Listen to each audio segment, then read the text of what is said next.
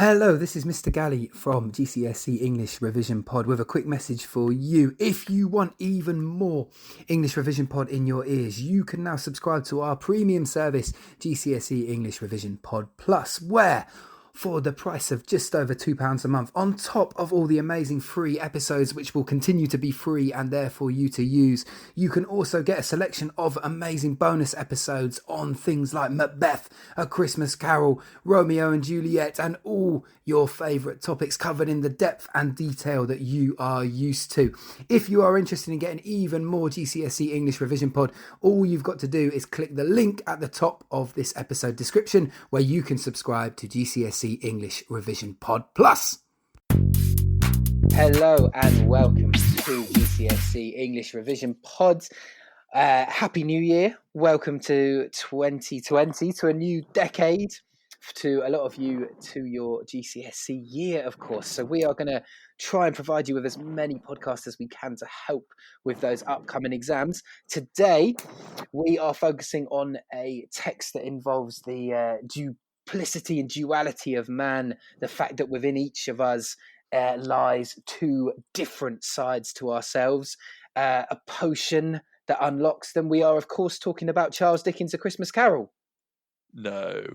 Of course we're not. We are talking about Robert Louis Stevenson's classic novel, Jekyll and Hyde. And where are we going to be going with that today, Mr. Forster? Yeah, I mean, well, just to contextualise what we're doing, we've already done episodes on Hyde as a dangerous outsider, on the importance of place, and on Mr. Utterson.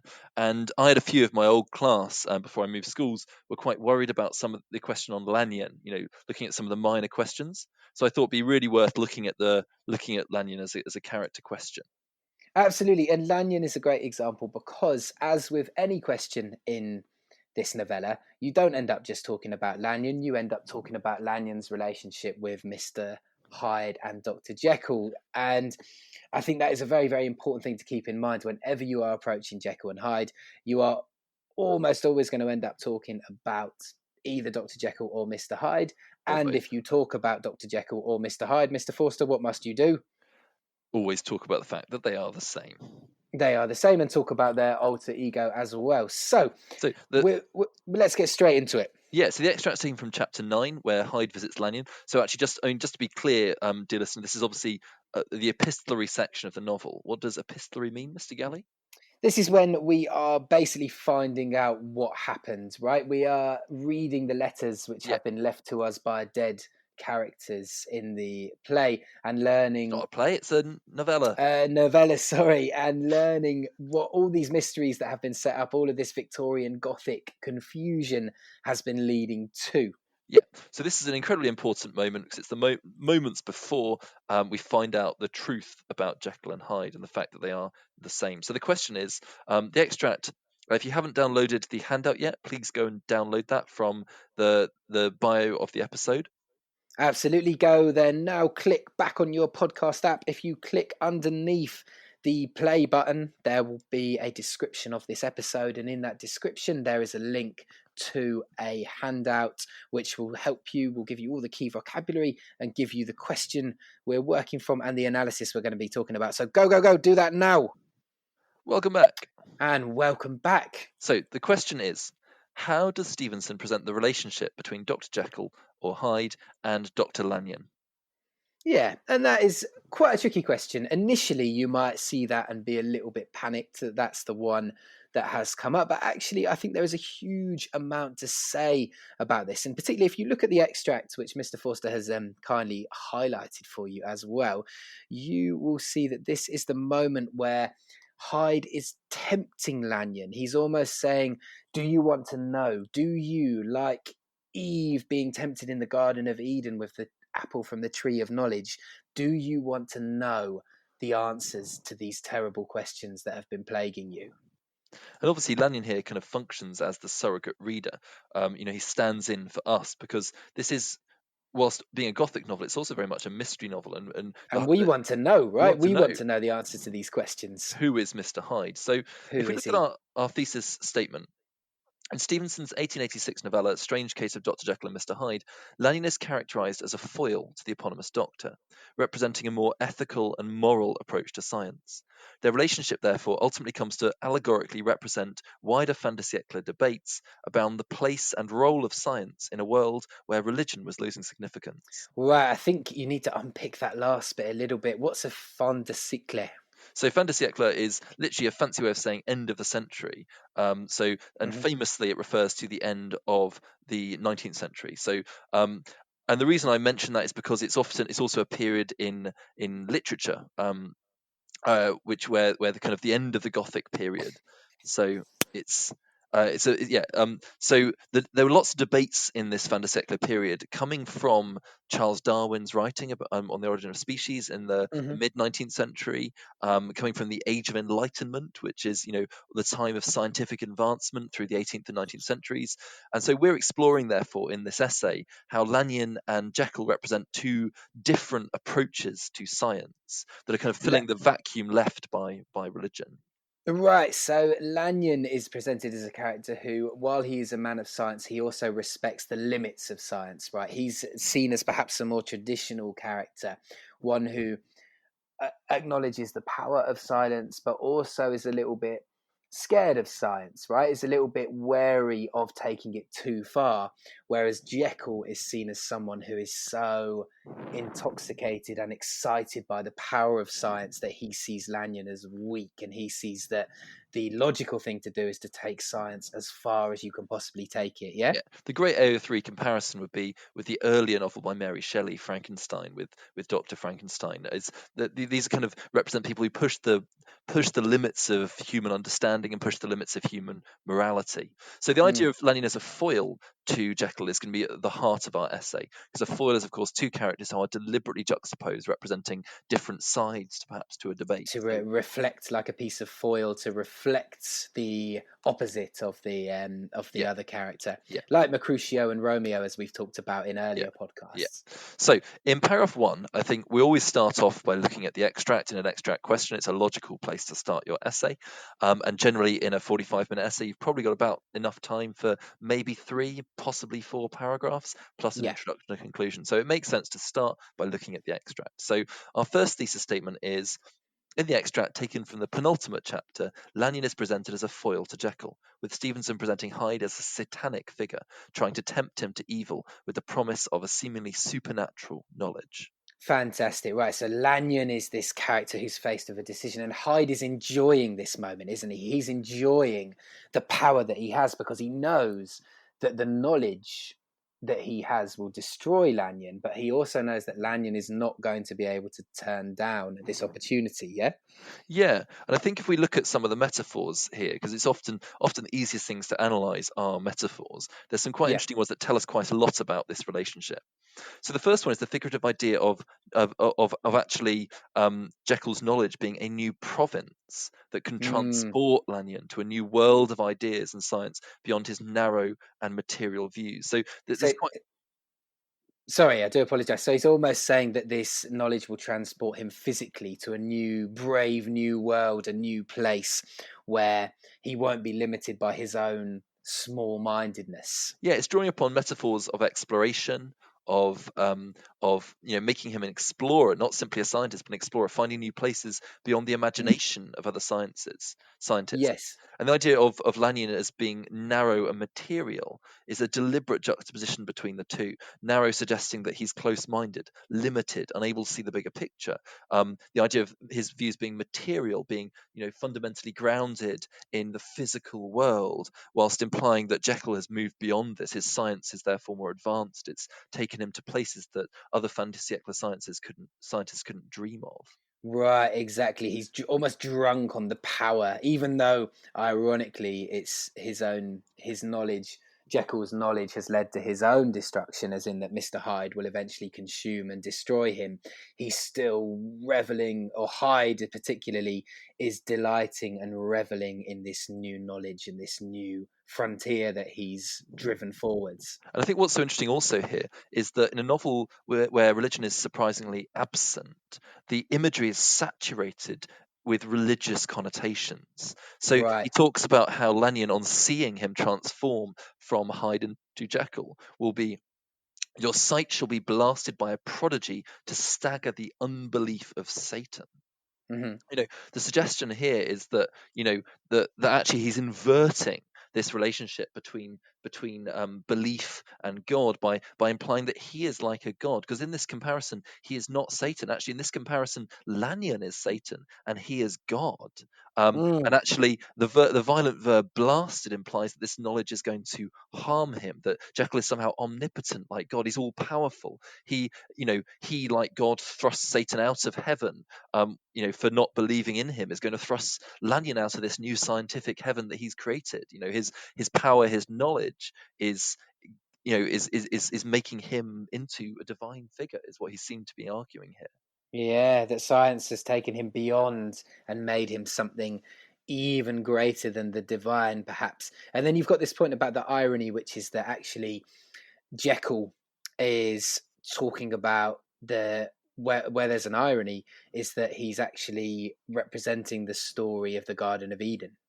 Yeah, well, in the sense that Jekyll is comparing himself to God, while at the same time taking on the role of the serpent in that story, in the biblical story of Genesis, because he is tempting Lanyon with knowledge that goes beyond what would have been deemed natural by Victorian readers. So actually, just You like mean, in the sorry, you mean Hyde is doing this at this yeah, point? so Yeah. Hyde is although he's comparing himself to God, is actually taking on the role of the serpent in the Garden of Eden, Yes, tempting Lanyon towards this knowledge that is unnatural, that will harm him, that will send him out of paradise, that absolutely. will kill him. Right.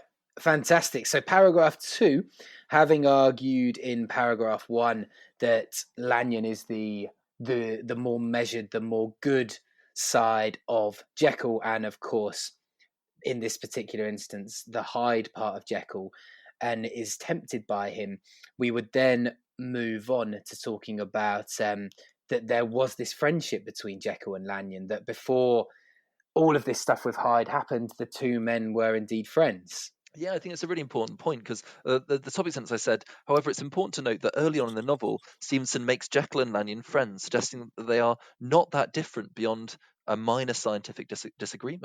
Right, so perhaps the role of Lanyon is to highlight how beliefs, particularly scientific beliefs, are more powerful perhaps than just relationships, that they can come overpower friendships, that in this new world of science, people are these new learnings and these new beliefs are very, very powerful, and they are powerful enough to drive people apart.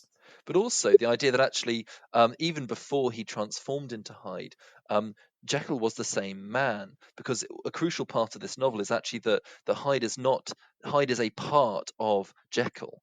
The drug does not bring an evil side into him.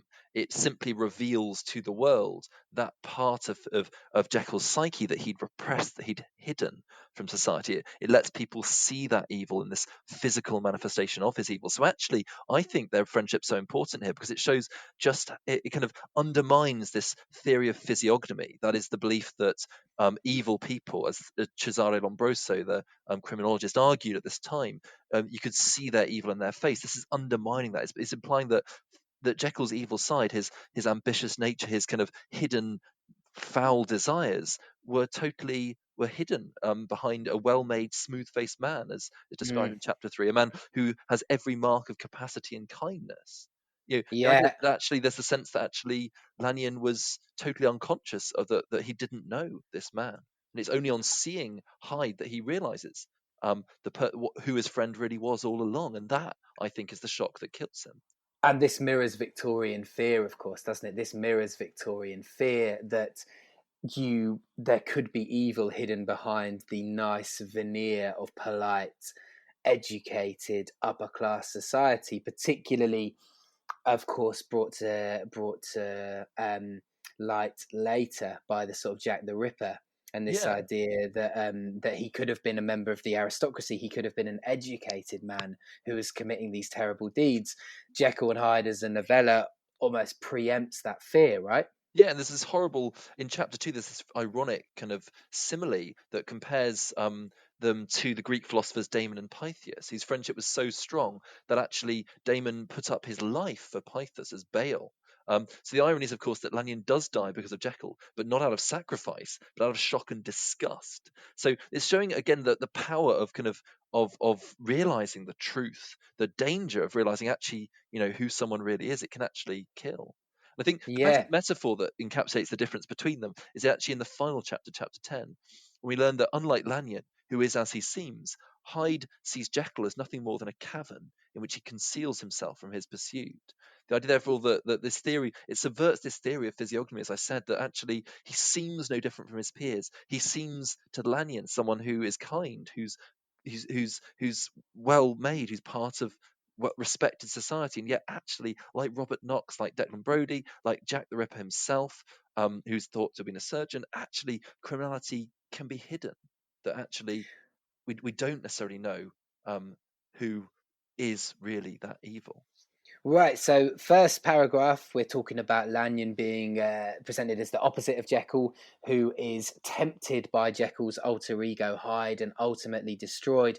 And we see Lanyon as the more measured, the more conservative type of scientist who respects the power of science, unlike Jekyll, who wants to push it as far as he possibly can.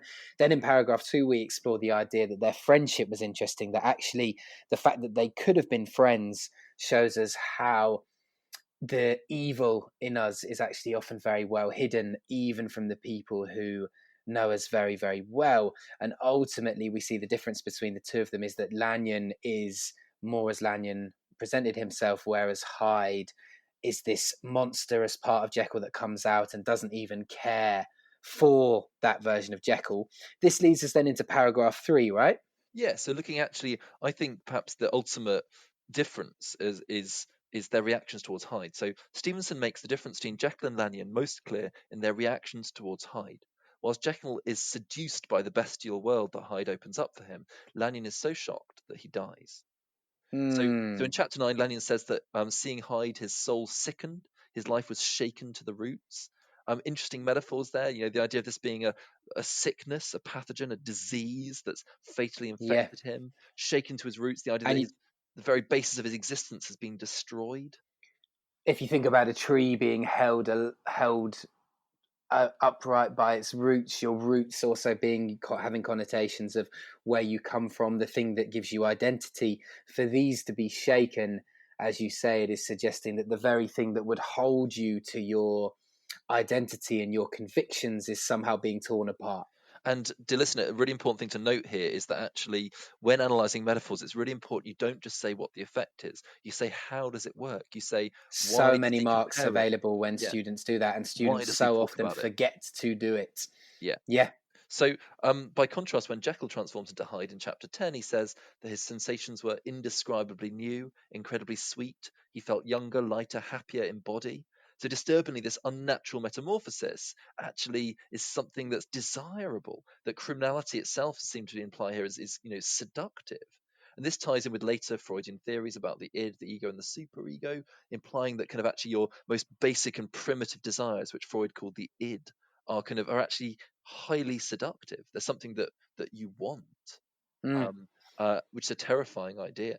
Well, I mean, it goes, if you relate it to the Darwinian thing, humans needed those, in the Darwinian model, you needed those desires in order to survive, right? Because you needed to become the Survival of the strongest, the fittest. most reproductive, the fittest, all of these things. And that's, according to the Darwinian model, that is how humanity got to be where it is. So, of course, those desires must have been powerful. Otherwise, we wouldn't have evolved as we did, presumably. Yeah, so there's one more simile that I pick out on the sheet before we finish here is that um, Jekyll describes his desires for Hyde as running like a mill race. So, like the fast-flowing water powering a mill, his evil thoughts are just like unstoppable, powering his imagination. They're Mm. this, there's this, they're this world. They've opened up a world to him that he wants. Whereas Lanyon, when he sees this world, is destroyed by it, is killed.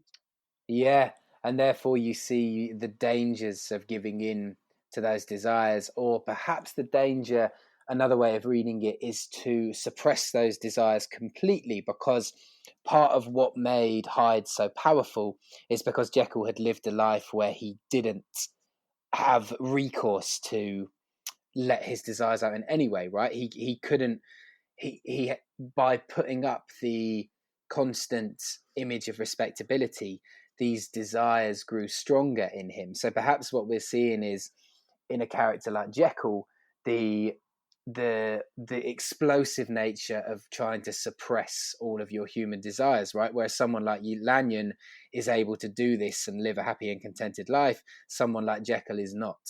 Yeah, so I guess it's quite kind of a modern argument in that sense about actually the need to talk about your feelings and acknowledge what you're Yeah, thinking, or else they'll kind of manifest themselves in these disturbing, eruptive, you know, force. So I guess, absolutely. I mean, the first time I read this novel, I thought it had incredible parallels with a particularly modern discourse around mental health and particularly male mental health. You know, the idea that men not talking about their feelings leads to often very, very negative consequences. I thought Robert Louis Stevenson shows an incredibly astute understanding of the human brain a long time before these sort of modern ideas about the different sections of the mind and all of that came along. So yeah, fascinating AO3 point to explore there. yeah, and I think kind of then the final point for our conclusion really is just that Lanyon and Utterson don't actually seem that different from Jekyll until we find out this revelation that he is Hyde. So it's this kind of Yeah, troubling. That's the troubling. That's what was troubling about this novel is that you know unlike earlier Gothic novels where evil is portrayed as something external that breaks into the moral Victorian world, what's so disturbing about here is the sense that evil is lurking beneath the surface, and even a relationship, a friendship as close as Lanyon and Jekyll can, even in that friendship, you can still be unconscious of, something that's truly evil that you're missing right in front of your eyes. I think that's the most terrifying thing, isn't it? When you hear about monstrous people or people who've done sort of terrible, terrible things, what is perhaps most frightening about them is the normality of them, and the idea that, you know, someone who has committed genocide or done some terrible crime against humanity, the fact that they could love their children is almost more frightening. Do you see what I mean? That idea that they could have some form of normality about them, Yeah, i.e., to have a family and still do these terrible things. That to me is more terrifying than just being able to think of them as this complete inhuman monster. yeah. So I think this inhuman monster might even be your English teacher. What a horrible note to end that on. Right. Well, thank you for joining us, and we hope. I think that was a tricky topic, and I hope we've simplified it a bit. Remember that when you're listening to these podcasts, it's not essential that you grasp every little thing and fully follow every structural point that we're making or the structure of the whole essay. You can just listen to these podcasts and take 2 or 3 ideas that you want to work with. It doesn't require you to grasp every single word that we say in order for these to be effective and to help you. You can, of course, access all our other podcasts on your podcast app, or if you go to englishrevisionpod.co.uk, you can access all of our previous episodes, all of the handouts we've created. And you can follow us on Twitter at GRevisionPod, where we will update you whenever we have new episodes coming out and that kind of thing. Anything else you want to add, Mr. Forster? No, that's the lot, I think. That's the me of it. Right. Happy 2020, and we will be back with some new material very, very soon.